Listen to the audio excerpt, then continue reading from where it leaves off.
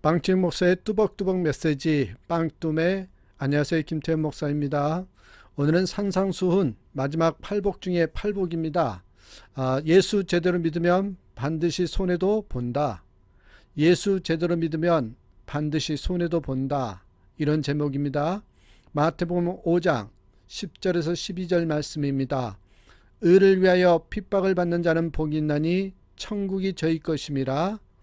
나를 인하여 너희를 욕하고 핍박하고 거짓으로 너희를 거스려 모든 악한 말을 할 때에는 너희에게 복이 있나니 기뻐하고 즐거워하라. 하늘에서 너희의 상이 큼이라. 너희 전에 있던 선지자들을 이같이 핍박하였느니라.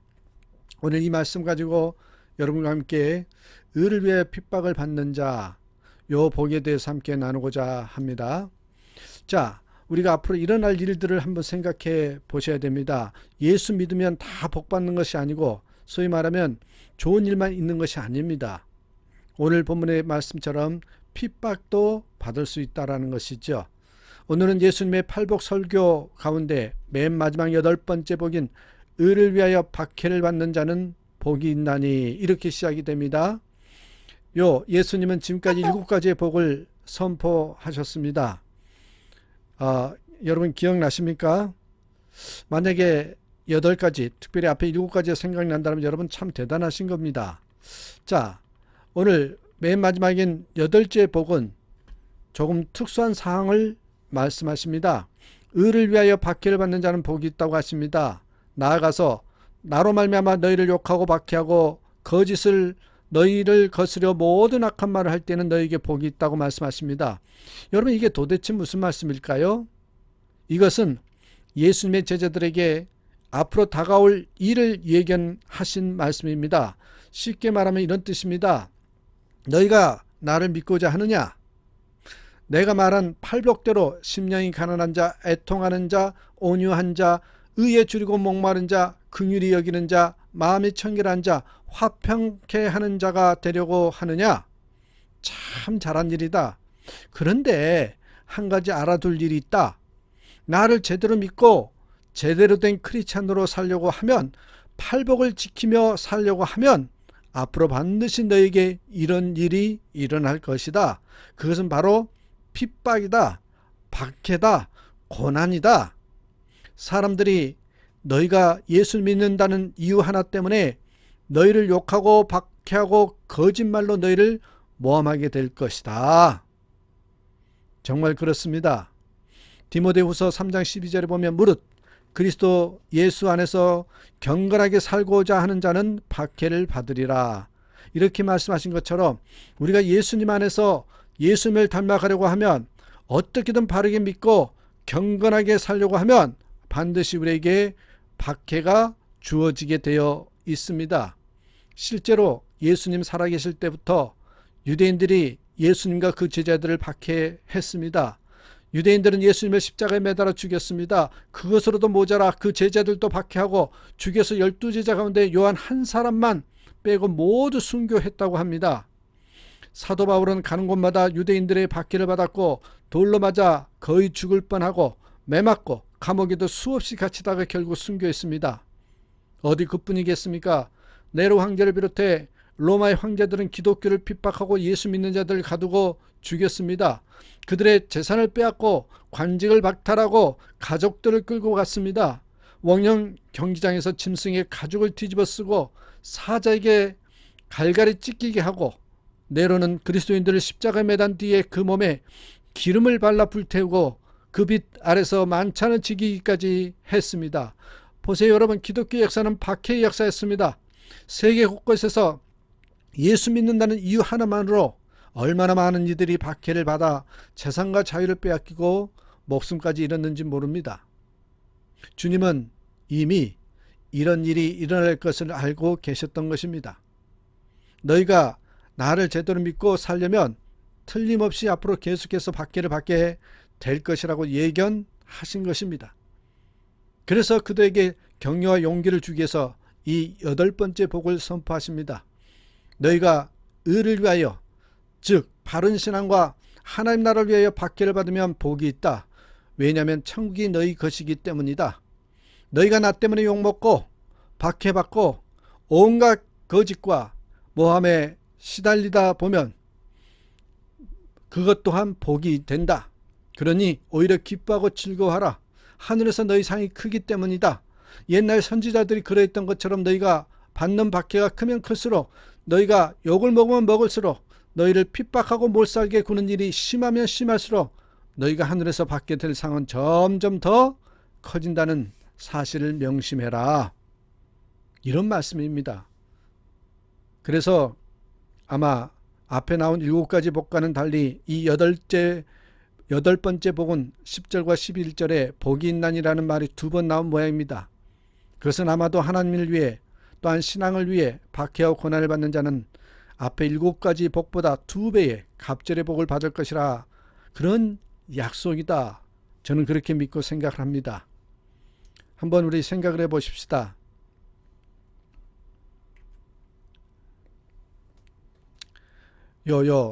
우리가 예수 제대로 믿으면 반드시 박해가 있다고 했는데, 예수 믿으면 복만 받는다고 듣고 교회 나온 분들은 좀 당황스럽겠지만 이것은 틀림없는 사실입니다.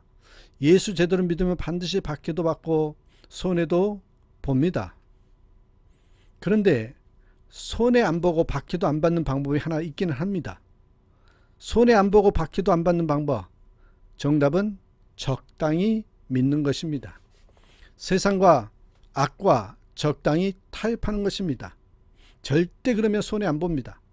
예수도 세게 믿으면 박해받고 손해보지만 여러분, 적당히 믿으면 그런 일이 없습니다. 얼마나 쉽습니까? 우리가 초등학교 때 쓰던 여러분 리트머스 시험지라는 것이 있습니다. 이 종이를 알칼리성 용액에 담그면 푸른색으로 변하고 산성 용액에 담그면 붉은색으로 변하기 때문에 이 산성과 알칼리성을 아주 쉽게 판별하는 데 사용되죠.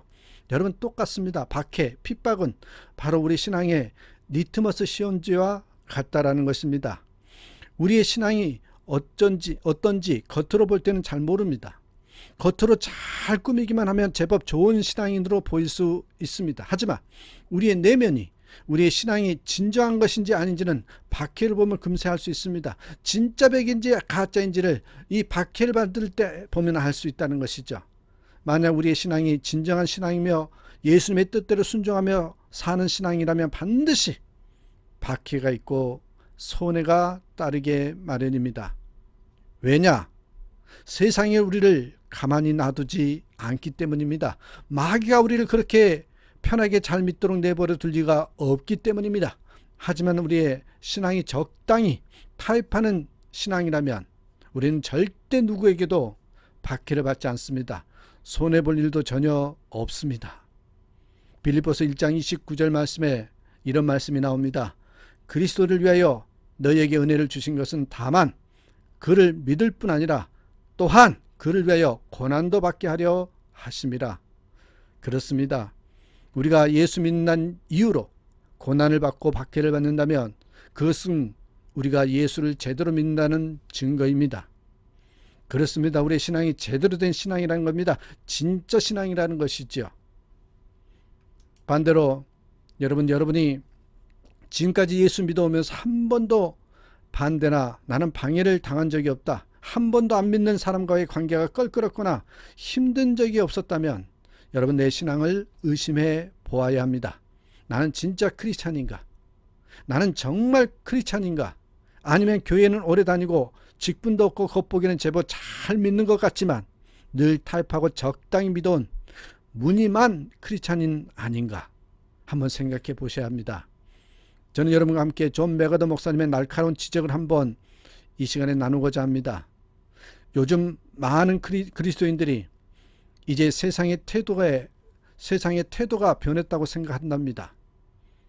이 많은 그리스도인들이 이제 세상에 대하는 그 태도가 달라졌다는 것이죠. 그리스도인들 가운데 정치인도 나오고 인기인도 나오고 세상의 인정도 받게 되었으니 오히려 예수 믿는 것이 손해가 아니라 좋은 이력이 되는 시대다, 이렇게 말입니다. 이제 선거철이 다가오는데 어떤 분이 이런 말 하더라고요. 적어도 이 지역에서 한 자리 하려면 교회 다녀야 한다는 것이죠. 그 지역에 그렇게 말한 목사님 지역에 대통령도 두 분이나 나왔지만 지금 국회의원도 교회 장로이고 시장이나 경찰서장도 주요 관직에 있는 분들이 다 거의 다 크리스찬이라는 것입니다. 실제로 그렇습니다. 이렇게 옛날에는 예수 믿는다고 핍박받았지만 이젠 세상이 바뀌어서 오히려 예수 믿어야 잘 되는 세상이라고 말합니다. 개인적으로도 내가 예수 믿는다는 이유로 밖에는 물론 사람들과의 부딪힐 일도 별로 없고 손해볼 일도 별로 없습니다. 아니 그렇게 보입니다. 그러나 이 존 메가더 목사님은 분명히 지적합니다. 세상은 절대 안 바뀌었다고 말입니다. 예수님을 십자가에 못 박아 죽이던 2000년 전이나 여러분 크리스찬을 태우고 찍어 죽이던 로마 시대나 지금이나 세상은 전혀 바뀐 것이 없다 이렇게 말합니다. 세상이 바뀌고 우리에게 더 관대해진 것이 아니라 우리가 바뀐 것이라고 말합니다. 우리가 바뀌었다는 것이죠.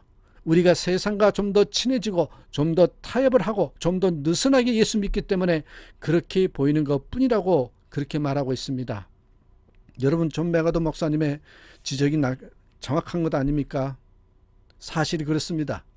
오늘 우리에게 예수 믿는다고 화형에 처하고 야수의 밥이 되게 하는 사람들은 없습니다. 하지만 오늘 우리는 화형당하는 것보다 주일 성수하는 것 때문에 직장에서 또한 진급에 지장을 받거나 다른 사람들과 어울리지 못하고 학교에서 따돌림 당하는 것을 더 무서워하는지도 모릅니다. 예수 믿는다는 소문이 나면은 만만하게 보일까봐 손해볼까봐 더 무서워하는지도 모릅니다. 그래서 손해볼 정도로는 안 믿고 적당히 적절히 타협하고 어울리면서 그들의 눈바깥에 나지 않는 수준에서 믿기 때문에 마치 세상이 우리에게 관대한 것처럼 보이는지도 모릅니다. 충격적인 사실입니다. 여러분 진짜 그렇습니다. 그런데 분명한 것은 이렇게 믿는 사람은 편할지는 모르지만 그들이 바라는 대로 손해는 안 볼지 모르지만 결코 하나님의 복을 하늘의 복을 받을 수는 없습니다.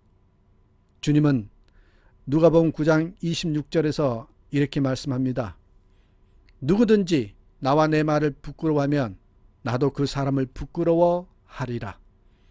오히려 여러분 우리가 하나님 때문에 예수님 때문에 사람들이 나를 미워하고 욕하고 핍박하고 나를 중상모략하더라도 더 기뻐하고 즐거워할 수 있는 것은 세상에서는 힘들지만 하늘에서 우리 상이 크기 때문입니다. 예수 제대로 믿는다는 것이 쉬운 길이 아닙니다. 쉽게 생각하고 교회 다닌다면 실수한 것입니다. 예수 제대로 믿고 하나님 뜻대로 사는 길은 참 힘들고 외로운 길입니다. 예수 잘 믿으면 세상 사람들이 싫어하고 자꾸 나에게서 멀어져 갑니다. 자기들한테 잘 안 끼워주고 왕따시킵니다. 그래서 참 외롭습니다. 그들은 예수 믿는 사람을 왜 그렇게 싫어하는 것일까요? 한번 생각해 보십시다. 왜 그들은 세상 사람들은 예수 믿는 사람들을 그렇게 싫어할까요? 술 안 먹는다고요? 자기들하고 같이 행동을 안 한다고요? 아닙니다. 그 이유가 아닙니다. 여러분 제가 10년 동안 추방시키는 그런 도편 추방제라는 그런 제도가 있다고 하네요. 고대 그리스에서요. 이 부서진 조각, 다시 말하면 이 잔잔하게 부서진 도자기 조각에다가 추방하고 싶은 사람의 이름을 적어서 가장 많이 나온 사람을 10년 동안 추방시키는 도편 추방제라는 제도가 있었습니다. 요즘으로 치면 일종의 정치인 탄핵입니다. 탄핵. 그런데 당시 아테네에는요, 이 아리스트데스라는 뛰어난 지도자가 있었다고 합니다.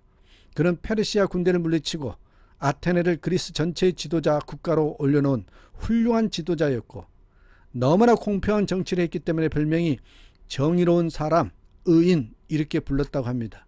그런데 어느 날 아테네 시민들이 요 도편 추방제에 따라 도자기 조각에 그의 이름을 써서 그는 아테네에서 추방당하게 됩니다. 여러분 왜 그토록 훌륭하고 어려운 사람을 추방하기로 시민들이 결의한 것일까요? 왜 그런 투표 결과가 나왔을까요? 사람들은 이렇게 말했습니다. 그 사람이 나쁜 짓을 한 것은 하나도 없어. 하지만 나는 모든 사람들이 그를 의인이라고 부르는 것이 너무나도 꼴보기 싫어서 그래서 그 사람의 이름을 썼다오. 만약 아리스티데스가 적당히 타협하고 적당히 부패한 정치인이었다면 이렇게까지 되지는 않았을 것입니다. 왜요? 사람들이 나와 같은 부류의 사람이라고 생각해서 관대하게 대했겠지요. 여러분 기억하십시오. 이것이 이 세상의 본질입니다. 세상은 우리가 그냥 싫은 겁니다. 자기들과 다르게 살고 다른 가치를 가진 것이 꼴보기 싫은 것뿐입니다. 예수 믿고 행복하다고 하는 꼴이 보기 싫은 것입니다. 우리가 의롭게 바르게 살려고 하는 것이 꼴보기 싫은 것뿐입니다. 그러니까 이런 사람들에게 안 찍히고 함께 잘 사는 길은 의롭게 안 살고 그들과 같은 부류가 되어 적당히 함께 죄짓고 적당히 타협하며 사는 것입니다. 이 사실을 깨달았다면 우리는 반드시 둘 중 하나를 택해야 합니다. 깨달은 바대로 적당히 믿고 적당히 타협하며 세상과 잘 지낼 것인가? 아니면 그렇게 될 줄 뻔히 알면서도 우리의 신앙을 제대로 지켜서 박해도 받고 손해도 보고 따돌림도 받을 것인가? 그런데 후자를 선택하는 그런 바보 같은 사람들에게 오늘 본문 12절에 주님은 이렇게 약속하십니다. 기뻐하고 즐거워하라. 하늘에서 너희의 상이 큼이라. 여기서 상은 헬라어로 보상이라는 뜻입니다. 보상이 무슨 뜻입니까? 손해본 것을 대갚아 준다. 손해본 것 다 대갚아 주신다는 겁니다. 손해본 것을 충분히 메우고 남을 만큼 다시 갚아 주신다는 겁니다. 하나님은 우직하게 신앙을 지키는 바보 같은 성도들을 기뻐하셔서 천국을 상으로 주실 뿐만 아니라 그 모든 박해와 손해와 따돌림을 충분히 보상하고도 남을 절대 비교할 수도 없는 상을 주시겠다고 약속하셨습니다. 그것이 하늘의 상입니다. 로마서 8장 18절 보십시오. 생각하건대 현재의 고난은 장차 우리에게 나타날 영광과 좋기 결코 비교할 수 없도다. 그렇습니다. 사랑하는 여러분, 예수 제대로 잘 믿으면 핍박이 옵니다. 고난이 옵니다. 예수를 믿으면 예수 믿고 크리스찬이라고 하는 사람들도 고난이 있다라는 것입니다. 제대로 믿으려고 하면. 근데 여러분 적당히 예수 믿으면 결코 타협하면서 예수 믿으면 결코 핍박은 없습니다. 나의 모습을 한번 점검해 보십시오. 현재 살고 있는 우리의 삶의 자리가 이 세상이 더욱더 핍박이 아닌 소위 말하면 인정받고 칭찬받는 것이 더 기준이 되어서 그렇게 살려고 하는 마치 그것이 복이라고 이야기하는 그런 기독교가 되어버렸는지도 모르겠습니다.